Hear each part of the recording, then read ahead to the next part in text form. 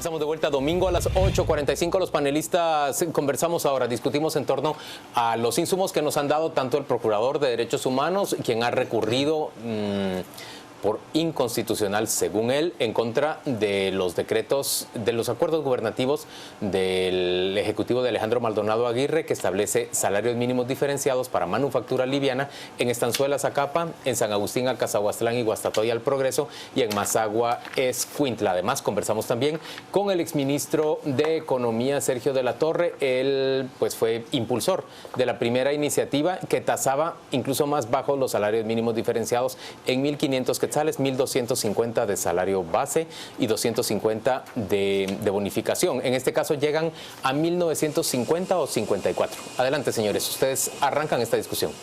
Bueno, pues si quieren, empiece. Yo voy a resumir esto. Yo creo que esto es un problema, alguno de los dos lo ha dicho, o los dos, de poca, mala, nula o insuficiente comunicación pública. Y yo creo que eso tiene bastante de importancia. Aquí se ha hablado de que hay estudios, luego hay estudios y los han traído. Nos gustarán o no, pero existen. También se han hablado de que hay peticiones de alcaldes y comunidades. Por la parte del procurador se ha hablado de marcos legales y de reclamos legales y de ajustes a derechos, que también es cierto. Entonces, si los dos presentan posturas suficientemente sostenidas, ¿por qué no se llega a una solución? Y los dos coinciden en que hay puertas abiertas. Una de las puertas que ha dicho el procurador es el salario de aprendizaje, pero hay otras. Por ejemplo, tú has propuesto una muy interesante, y que es que la manufactura ligera se convierta en una actividad específica como la agrícola o no agrícola, y lo permite perfectamente.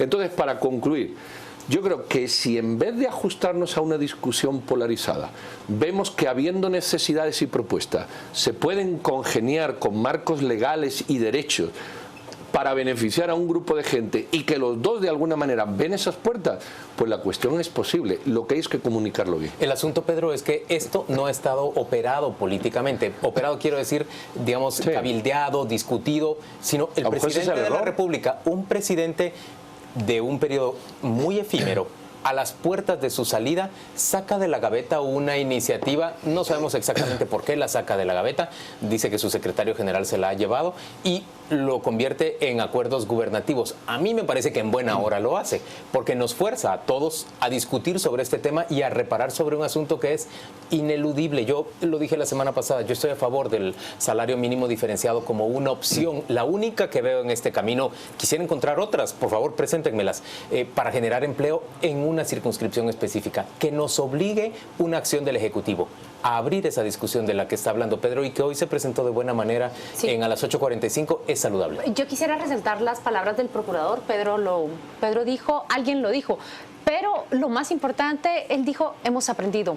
Todos hemos aprendido, y la discusión que se tiene hoy es muy distinta a la que se tuvo en mayo del 2015 y muy diferente a la que se tuvo en septiembre del 2015. Yo no estoy de acuerdo, Claudia. La discusión que tuvimos hoy, bueno, la de hoy, la discusión que se tiene hoy con dos actores que se colocan en posiciones completamente extremas, sí, pero la posición que juegan hoy dos personas que se encuentran, uno en un espectro y otro en el otro extremo, es completamente...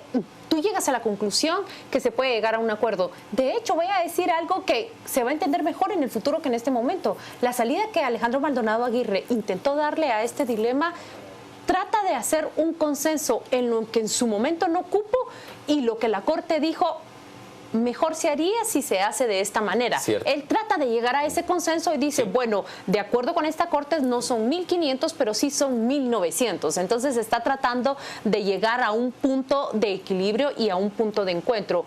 Mi reflexión es que se ha aprendido tanto, que he encontrado en el trabajo que hicieron un grupo de estudiantes en la Universidad Rafael Landívar, y se lo presentan a dos economistas que se han sentado en esta mesa, Carlos Mendoza y Pablo de León, y estos 5 estudiantes llegan a una conclusión.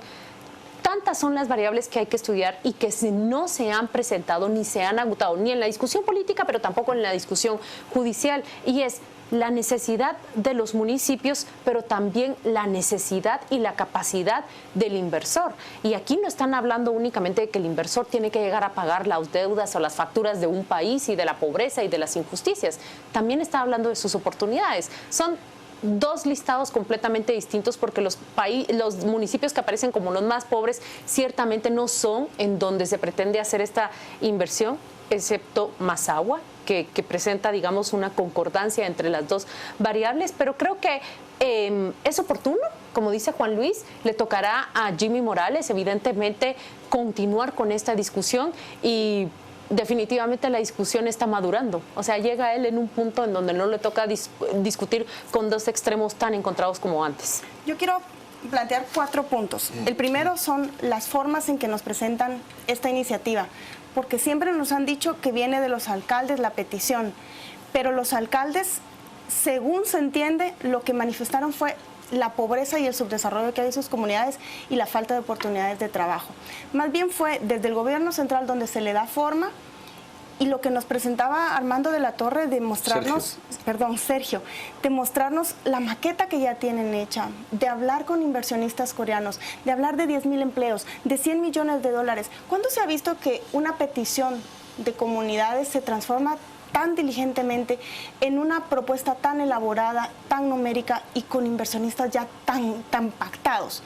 Yo creo que la forma es importante, porque me gustaría más honestidad de decir que esta propuesta sale en parte del sector privado, que tiene interés de atraer inversión, porque va a llevar para ellos beneficio, pero también para las comunidades que llegan a un acuerdo con los alcaldes, que se forman esas comisiones, que el gobierno lo respalda y que el presidente lo aprueba. 1. La 2 es que nos han dicho siempre que en estos lugares la gente se está muriendo de hambre porque no hay empleo. Y no son los más pobres. No son los más pobres, y en el voto disidente del magistrado Torut, Hugo Pérez Aguilera, a mí me sorprendió encontrar una línea que decía, porque en esos municipios no existe más que actividades elementales de sobrevivencia. Los plantean como que no hay trabajo, y yo les quiero mostrar rápidamente esta gráfica que se desprende de la cotización al Seguro Social de empresas asentadas en estos 4 municipios, que fue presentada por un miembro de la Junta Directiva del ICS ante Flaxo el año pasado y está hecha a diciembre de 2014. Miren, no son números grandes. La primera columna es de patronos, son 171 patronos. En Mazagua, por ejemplo, son 50, en Estanzuela 20, Guastatoya 56. La segunda son la cantidad de trabajadores que tienen, o sea, las cuotas que cotizan mensualmente al Seguro Social. Un salario promedio que supera, excepto, 1.900 en 2 y supera los 2.000 en el resto. Y la otra son el promedio de contribuciones mensuales, casi 1,000,000 de quetzales al mes. Paola, pero si ese dato lo contrastas con el dato concreto del 54% de pobreza. Sí. Es decir, por debajo de la línea de los 10,000 quetzales anuales como ingreso, que es la línea que establece el INE en la reciente encuesta nacional de condiciones de vida. Por eso yo insisto, las formas. Nos quieren decir que no hay trabajo y que las empresas no van a sostenerse pagando el salario mínimo. Bueno, aquí hay ejemplos de que sí pagan el salario y cotizan al Seguro Social. Poquísimas y muy insuficientes. La otra, yo sí creo que este esfuerzo es válido que se discuta. Yo no veo...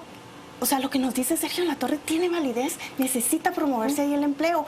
Tenemos que discutirlo, son comunidades donde el desarrollo no ha llegado y necesitan generar trabajo. Yo estoy de acuerdo con eso, pero me preocupa la resolución de la Corte, donde puede sentarse un precedente para que el salario mínimo nacional vaya camino a ser la suma del ingreso de una familia y que tienda a llevar en detrimento los ingresos mínimos de un núcleo familiar. Yo creo que esa es la cobertura de la canasta mínima vital, más que el salario mínimo en realidad. Aunque entiendo perfectamente el argumento del procurador respecto a que un salario debería ser suficiente para que una persona pueda atender a su núcleo familiar. Claro, y él citó un número que dice que pasa con el 25% de hogares que son sostenidos por un solo bolsillo. Yo puedo entender todo eso, pero señores, la economía desafortunadamente no se resuelve con decretos y no se resuelve por diseño de alguien que quiere que las cosas sean justas y bonitas. De una Corte de Constitucionalidad. En realidad supone un esfuerzo muy grande de una sociedad y por muchos años,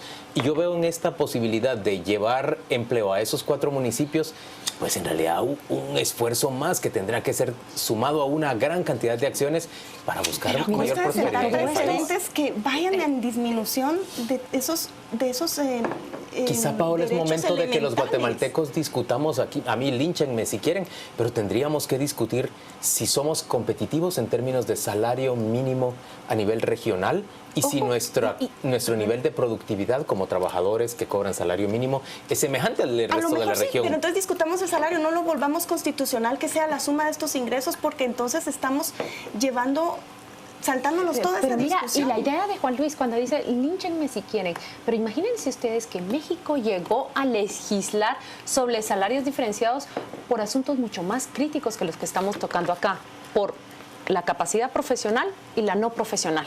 Todos los demás eran generales y los profesionales estaban apartados. Mira, Entonces, hay un principio general. Primero, ¿sabéis por qué surge esta discusión? Porque se legisla. Porque se legisla. Porque se aplican criterios generales a individualidades. Esa es la clave. Queremos que esa población, y la metemos en un paquete y esa población necesita. Por eso el principio básico del salario mínimo, no ya mínimo diferenciado, el principio básico del salario mínimo hace años que fue desmontado, sí, pero se sigue con el tema. No si tú te vas a Estados, pero es que a lo mejor hay que dar ese paso. Es que nos quedamos siempre en los pasos superficiales. Desregulemos de una vez. Claro. Tú te vas a Estados...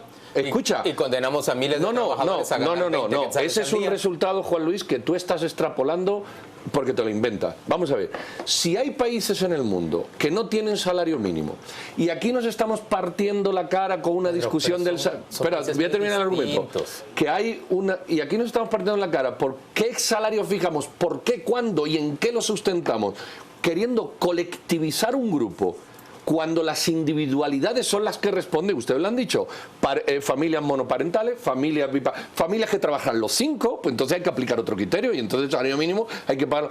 ¿Por qué no dejarlo libre? Te vas a Estados Unidos y cada estado tiene su salario mínimo, entonces el individuo puede recorrer. Sí, Pedro, pero Tenemos que ir a una pausa comercial, señores. Solo No sé, digo algo brevemente. Quizá la discusión tiene que ser más profunda. La diferenciación en Estados Unidos es geográfica, no es de actividad. Y aquí el problema es que para una misma actividad se están fijando dos salarios Por distintos. geografía. Eso Jóvenes, se debe corregir. vamos a ir a una Por pausa geografía. comercial y volvemos dentro de muy poco. Domingo a las 8:45.